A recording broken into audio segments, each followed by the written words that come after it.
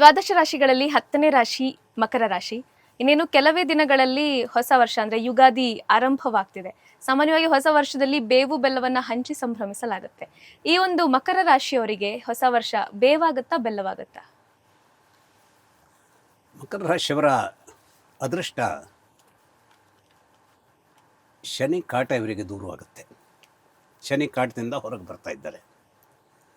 ಇವೆಲ್ಲವನ್ನು ವಿವರಿಸುವುದಕ್ಕಿಂತ ಮುಂಚೆ ಬಾಸ್ ಟಿವಿಯ ಎಲ್ಲ ವೀಕ್ಷಕರಿಗೆ ವಿಶ್ವಾಸು ಸಂವತ್ಸರದ ಯುಗಾದಿ ಹಬ್ಬದ ಶುಭ ಕಾಮನೆಗಳು.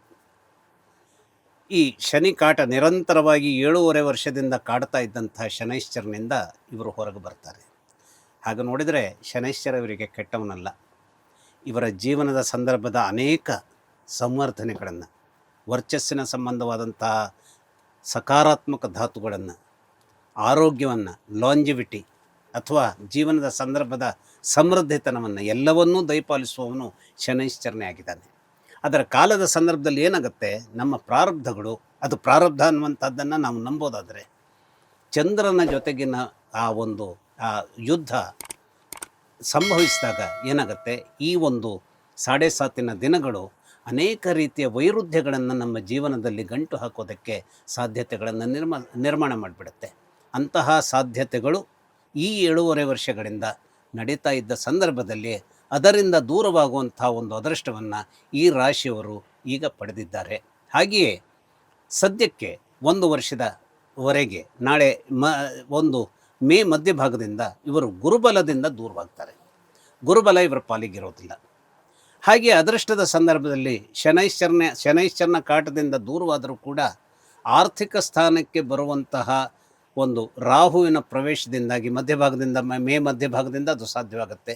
ಆರ್ಥಿಕ ವಿಚಾರದಲ್ಲಿ, ಮಾತಿನ ವಿಚಾರದಲ್ಲಿ ಸಾಕಷ್ಟು ಎಚ್ಚರಿಕೆಯನ್ನು ಇವರು ಹೊಂದಿರಬೇಕಾಗತ್ತೆ. ವಿಸ್ತೃತವಾದಂತಹ ಓದನ್ನು, ಅಡ್ವಾನ್ಸ್ಡ್ ಸ್ಟಡೀಸನ್ನು ಮಾಡುವಂಥವರು ಬಹಳ ಏಕಾಗ್ರತೆಯಿಂದ ತಮ್ಮ ಓದನ್ನು ಕಂಟಿನ್ಯೂ ಮಾಡಬೇಕಾಗತ್ತೆ. ಹೋದೆಯ ಏನು ನಾವಿವತ್ತು ಮಾತು ಹೇಳ್ತೇವೆ, ಹೋದೆಯ ಪಿಶಾಚಿ ಅಂದರೆ ಬಂದೆ ಗವಾಕ್ಷಿಣಿ ಅಂತ ಹೇಳೋ ರೀತಿಯಲ್ಲಿ ಶನಿಕಾಟ ಹೋದರೂ ಕೂಡ ಆ ಒಂದು ಏಕಾಗ್ರತೆಗೆ ಬೇಕಾದಂತಹ ಅಥವಾ ತಮ್ಮದಾದಂತಹ ಒಂದು ಗಹನವಾದಂತಹ ಕೇಂದ್ರೀಕೃತವಾದಂತಹ ಒಂದು ಶಕ್ತಿಯೊಂದಿಗೆ ಒಂದು ವಿಸ್ತೃತವಾದಂಥ ಅಡ್ವಾನ್ಸ್ಡ್ ಸ್ಟಡೀಸನ್ನು ಓದುವಂಥವರಿಗೆ ಈ ಕುಂಭರಾಶಿಗೆ ಬರುವಂತಹ ಮಧ್ಯಭಾಗದಲ್ಲಿ ಪ್ರವೇಶಿಸುವಂತಹ ರಾಹು ಏನಿದೆ, ಇವರ ಏಕಾಗ್ರತೆಗೆ ಭಂಗ ತರುವಂತಹ, ಓದಿಗೆ ಭಂಗ ತರುವಂತಹ ಕೆಲಸವನ್ನು ನಿರ್ಮಾಣ ಮಾಡಿಬಿಡ್ಬೋದು, ಅಥವಾ ಭಾಷೆಯಲ್ಲಿ ಕ್ರೌರ್ಯವನ್ನು ತಂದುಬಿಡ್ಬೋದು, ಅಥವಾ ಆರ್ಥಿಕವಾದ ನಷ್ಟವನ್ನು ತಂದುಬಿಡುವಂಥದ್ದಕ್ಕೆ ಸಾಧ್ಯತೆ ಇರುತ್ತೆ. ಆದರೆ ಶನೈಶ್ಚರ ಇವರ ಪಾಲಿಗೆ ಎಲ್ಲ ರೀತಿಯ ಸಮೃದ್ಧಿಗಳನ್ನು, ಯಾಕೆಂದರೆ ಅವನು ಈಗ ಶನಿಕಾಟ ಮುಗಿದಾದಂತಹ ದಿನಗಳನ್ನು ಕಲ್ಪಿಸುವುದರ ಜೊತೆಗೆ ಮಕರ ರಾಶಿಯವರಿಗೆ 3ನೇ ಸ್ಥಳವಾದಂಥ ಮೀನರಾಶಿಗೆ ಬರೋದರಿಂದ ಇವರಿಗೆ ಜೀವನದಲ್ಲಿ ಇಲ್ಲಿಯವರೆಗೆ ಈ 7.5 ವರ್ಷಗಳಲ್ಲಿ ಕಳ್ಕೊಂಡಂತಹ ಧೈರ್ಯ ಏನಿದೆ ಅದನ್ನು ಅವನು ಪುನರ್ ಸಂಸ್ಥಾಪನೆಯನ್ನು ಮಾಡುವಂತಹ ಅಮೃತಮಯವಾದಂತಹ ಗ್ರಹವಾಗ್ತಾನೆ. ಯಾವತ್ತು ನಮ್ಮ ಆತ್ಮವಿಶ್ವಾಸ ಬಂತೋ, ನಮ್ಮಲ್ಲಿಯೇ ನಮಗೆ ನಂಬಿಕೆ ಬಂತೋ, ಆಗ ಎಲ್ಲ ಕೆಲಸಗಳನ್ನು ನಿರ್ವಹಿಸುವುದಕ್ಕೆ ಬೇಕಾದಂಥ ಚೈತನ್ಯವನ್ನು ನಾವು ಪಡಿತೇವೆ. ಅಂತಹ ಅಪರೂಪದ್ದಾದಂಥ ಚೈತನ್ಯ ಮಕರ ರಾಶಿಯವರಿಗೆ ಒದಗಿಸುವಲ್ಲಿ ಶನೈಶ್ಚರ, ಈ ಮನೆಯ ಯಜಮಾನನಾದಂಥ ಶನೈಶ್ಚರ ತನ್ನ ಸಂಪೂರ್ಣವಾದಂಥ ಬೆಂಬಲವನ್ನು ಕೊಡ್ತಾನೆ. ಹಾಗೆಯೇ ಬಾಳ ಸಂಗಾತಿಯ ಮೂಲಕವಾಗಿ ಅನೇಕ ರೀತಿಯ ಸಿದ್ಧಿಯನ್ನು ಅಥವಾ ಅನೇಕ ರೀತಿಯ ಬೆಂಬಲವನ್ನು ಮಕರ ರಾಶಿಯವರು ಪಡೆಯುವಂಥದ್ದಕ್ಕೂ ಕೂಡ ಈ ವರ್ಷ ದೊಡ್ಡದಾದಂತಹ ಸಾಧ್ಯತೆಗಳು ಈ ಇಡೀ ವರ್ಷವೂ ಅದು ವಿಸ್ತಾರವಾಗಿರುತ್ತೆ. ಆದರೆ ಸ್ವಲ್ಪ ಮಟ್ಟಿಗೆ ಈ ವರ್ಷದ ರಾಜನಾಗಿರತಕ್ಕಂಥ ರವಿ ಆರೋಗ್ಯದ ವಿಚಾರದಲ್ಲಿ ಮಾತ್ರ ಸ್ವಲ್ಪ ಕ್ಲಿಷ್ಟತೆಗಳನ್ನು ಮಕರ ರಾಶಿಯವರ ವಿಚಾರದಲ್ಲಿ ನಿರ್ಮಾಣ ಮಾಡೋದಕ್ಕೆ ಸಹಾಯವಾಗಿರುತ್ತೆ. ಹಾಗಾಗಿ ಆರೋಗ್ಯದ ಬಗೆಗೆ ಮಾತ್ರ ಹೆಚ್ಚಿನ ಎಚ್ಚರವನ್ನು ಈ ರಾಶಿಯವರು ನಿರ್ವಹಿಸಲೇಬೇಕು. ಈ ಎಚ್ಚರವನ್ನು ನಿರ್ವಹಿಸುವುದರಿಂದಾಗಿ ಏನಾಗುತ್ತೆ ಅಂತಂದರೆ, ಶನಿ ಕಾಟ ದೂರವಾದ ದಿನಗಳಾಗಿರೋದರಿಂದ ಚಂದ್ರನು ಮನೋಮಂಡಲದಲ್ಲಿ ಸ್ಥೈರ್ಯವನ್ನು ಈ 7.5 ವರ್ಷಗಳಲ್ಲಿ ಹಾಳು ಮಾಡಿದ್ದರೂ ಕೂಡ ಈಗ ಸ್ಥೈರ್ಯವನ್ನು ತುಂಬುವಂತಹ ಒಂದು ಸಕಾರಾತ್ಮಕವಾದ ಧೋರಣೆಯೊಂದಿಗೆ ಇದ್ದಿರೋದರಿಂದಾಗಿ ಆರೋಗ್ಯದ ವಿಚಾರದಲ್ಲಿ ಯಾವಾಗಲೂ ಒಂದು ಎಚ್ಚರದ ಮತ್ತು ಅನೇಕ ರೀತಿಯ ಏನೇ ತೊಂದರೆಗಳು ಆದರೂ ಕೂಡ ವೈದ್ಯರನ್ನು ಕಾಣುವಂತಹ ವ್ಯವಧಾನವನ್ನು ತೋರಿದರೆ ಆರೋಗ್ಯದ ವಿಚಾರದಲ್ಲಿಯೂ ಚೇತರಿಕೆಯನ್ನು ಪಡೆಯುವಂಥದ್ದಕ್ಕೆ ಅವಕಾಶಗಳಿರುತ್ತೆ. ಆದರೆ ಆ ವ್ಯವಧಾನವನ್ನು ತೋರದೇ ಇದ್ದಲ್ಲಿ, ಯಾವಾಗ ವೈದ್ಯರ ಒಂದು ಸಹಾಯ ಬೇಕೇ ಬೇಕಾಗಿರ್ತದೋ ಅಲ್ಲೂ ಕೂಡ ಇವರು ಏನೋ ಒಂದು ರೀತಿಯ ಆಲಸ್ಯವನ್ನು ತೋರಿಸಿದ್ರು ಅಂತಾದರೆ ಆರೋಗ್ಯದ ವಿಚಾರದಲ್ಲಿ ಸ್ವಲ್ಪ ತಾಕಲಾಟಗಳು ಬರುವಂಥ ರೀತಿಗೆ ಈ ವರ್ಷ ಹೆಚ್ಚಿನ ಅವಕಾಶ ಇರುತ್ತೆ.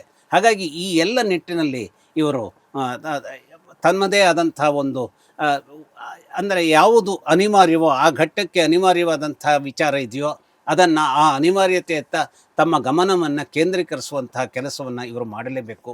ಹಾಗೆಯೇ ಇವರ ವಿಚಾರದಲ್ಲಿ ಕಬ್ಬಿಣವೇ ಚಿನ್ನವಾಗಿ ಪರಿವರ್ತನೆ ಆಗುವಂಥ ಒಂದು ಒಳ್ಳೆಯ ಯೋಗ. ಹಾಗಾಗಿ ಕಬ್ಬಿಣದ ವ್ಯಾಪಾರಿಗಳು, ಹಾಗೆಯೇ ರದ್ದಿ ಇರುತ್ತೆ ಅಥವಾ ಕ್ಲಟರ್ಸ್, ನಾವು ಯಾವುದು ತ್ಯಾಜ್ಯ ಅಂತ ತಿಳ್ಕೊಳ್ತೇವೋ ಆ ತ್ಯಾಜ್ಯದ ವಸ್ತುಗಳೇ ಇವರಿಗೆ ಚಿನ್ನವಾಗಿ ಪರಿವರ್ತನೆಗೊಳ್ಳುವಂತಹ ಒಂದು ಮಾಯ ನಿರ್ಮಾಣವಾಗಿಬಿಡುವಂಥದ್ದಕ್ಕೆ, ಆ ಹಣಕಾಸಿನ ವಿಚಾರ ಗಟ್ಟಿಯಾಗೋದಕ್ಕೆ. ಯಾಕೆಂದರೆ ಇವರ ಆರ್ಥಿಕ ಸ್ಥಳದ ಯಜಮಾನನೂ ಕೂಡ ಶನೈಶ್ಚರನೇ ಆಗಿರ್ತಾನೆ. ಅವನು ಬಹಳ ಒಳ್ಳೆಯ ಸ್ಥಳದಲ್ಲಿ ಮೀನರಾಶಿಯಲ್ಲಿ ಬಂದು ಕುಳಿತುಕೊಳ್ಳೋದ್ರಿಂದ ಆರ್ಥಿಕವಾದಂತಹ ವಿಚಾರಗಳು ಏನಿದೆಯೋ ಅಲ್ಲಿ ಮಕರ ರಾಶಿಯವರಿಗೆ ತನ್ನ ಸಹಾಯ ಹಸ್ತವನ್ನು ಚಾಚುವಂತಹ ಒಂದು ಬೆಂಬಲವನ್ನು ಶನೈಶ್ಚರ ಕೊಟ್ಟುಬಿಡ್ತಾನೆ. ಹಾಗಾಗಿ ಶನೈಶ್ಚರನ ಬೆಂಬಲವು, ಬುಧನ ಬೆಂಬಲವು, ಹಾಗೆಯೇ ಶುಕ್ರನ ಬೆಂಬಲವು, ಈ 3 ಗ್ರಹಗಳ ಬೆಂಬಲ ಹೆಚ್ಚಿನ ರೀತಿಯಿಂದ ಮಕರ ರಾಶಿಯವರಿಗೆ ಈ ವರ್ಷ ಸಿಗುವಂಥ ಕಾರಣ ಇರೋದರಿಂದಲೂ, ಹಾಗೂ ಈ ವರ್ಷದ ಯಜಮಾನನಾಗಿ ರವಿಯಿಂದ ಯಾವ ಪ್ರಯೋಜನವೂ ಇರದೇ ಹೋದರೂ ಪ್ರಧಾನಮಂತ್ರಿಯಾಗಿರ್ತಕ್ಕಂಥ ಚಂದ್ರನಿಂದ ಅವರಿಗೆ ಅನೇಕ ರೀತಿಯ ಸಿದ್ಧಿ ಸಿಗೋದು ಕಾರಣ ಆಗಿರೋದ್ರಿಂದ ದಾಂಪತ್ಯದ ಪತ್ನಿಯ ಅಥವಾ ನಮ್ಮ ಜತೆಗಾರರು, ಅದು ಪತ್ನಿಗೆ ಪತಿಯೋ ಪತಿಗೆ ಪತ್ನಿಯೋ, ಆ ಒಂದು ಅನ್ಯೋನ್ಯತೆ ಏನಿದೆ ಇವರಲ್ಲಿ ಸಂಸ್ಥಾಪನೆ ಆಗೋದಕ್ಕೆ, ಆ ಅನ್ಯೋನ್ಯತೆಯ ಮೂಲಕ ಬದುಕಿನ ಎಲ್ಲ ರಂಗಗಳಲ್ಲಿಯೂ ಬೇಕಾದಂಥ ಯಶಸ್ಸನ್ನು ಸಂಪಾದಿಸ್ಕೊಳ್ಳೋದಕ್ಕೆ ಬೇಕಾದಂಥ ವರ್ತಮಾನ ಆರ್ಥಿಕವಾಗಿ ಇವರ ಪಾಲಿಗೆ ಸಿಗುತ್ತೆ. ಹಾಗಾಗಿ ಈ 7.5 ವರ್ಷಗಳಿಂದ ಕಂಡಿದ್ದ ಆ ಒಂದು ಏನಿದೆ ಒಂದು ಎಲ್ಲ ರೀತಿಯ ಸೋಲುಗಳನ್ನೇ ಕಂಡಿದ್ದ ದಿನಗಳು ಮಾಯವಾಗಿ ಒಳ್ಳೆಯ ದಿನಗಳು ಈ ಜೀವನದ ಸಂದರ್ಭದ ಚೈತ್ರಕಾಲ, ವಸಂತ ಕಾಲ ಒದಗಿ ಬರೋದಕ್ಕೆ ಈಗ ಸದವಕಾಶಗಳಿದೆ. ಯಾವಾಗಲೂ ಶನಿಕಾಟದ ಸಂದರ್ಭದ ಒಂದು ಒಳಿತು ಏನು ಅಂತಂದರೆ, ನಮ್ಮ ಎಲ್ಲ ಅನುಭವಗಳು ಕೂಡ ಏನಾಗುತ್ತೆ, ಶನಿಕಾಟ ಮುಗಿದ ನಂತರ ನಮ್ಮ ಒಳಿತಿಗೆ ಬೇಕಾದಂತಹ ಎಲ್ಲ ರೀತಿಯ ಆವರಣಗಳನ್ನು ರಚಿಸಿಕೊಡೋದಕ್ಕೆ ಬೇಕಾದಂತಹ ಭದ್ರ ಬುನಾದಿಯಾಗಿ ಅಥವಾ ಆವರಣಗಳಾಗಿ ಅವು ನಿಲ್ತವೆ.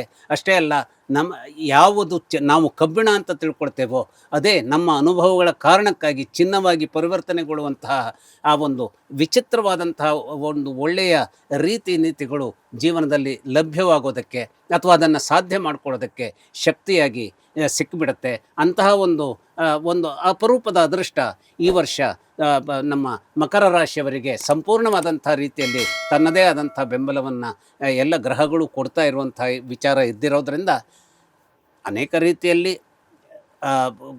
ರಾಹು ತೊಂದರೆದಾಯಕನಾಗಿದ್ದರೂ, ಅನೇಕ ರೀತಿಯಲ್ಲಿ ಕೇತು ತೊಂದರೆದಾಯಕನಾಗಿದ್ದರೂ ಕೂಡ ಇವರಿಗೆ ಅನುಕೂಲಕರವಾದಂತಹ ಇತರ ಗ್ರಹಗಳು ಒಳ್ಳೆಯ ರೀತಿಯ ಒಂದು ಚೈತನ್ಯಕ್ಕೆ ಕಾರಣವಾಗುವಂತಹ ಸಂದರ್ಭ ಇದ್ದಿರೋದ್ರಿಂದ ಖಂಡಿತವಾಗಿ ಮಕರ ರಾಶಿಯವರು ಎಲ್ಲ ರೀತಿಯ ಯಶಸ್ಸನ್ನು ಈ ವರ್ಷ ನಿರೀಕ್ಷಿಸಬಹುದಾಗಿದೆ.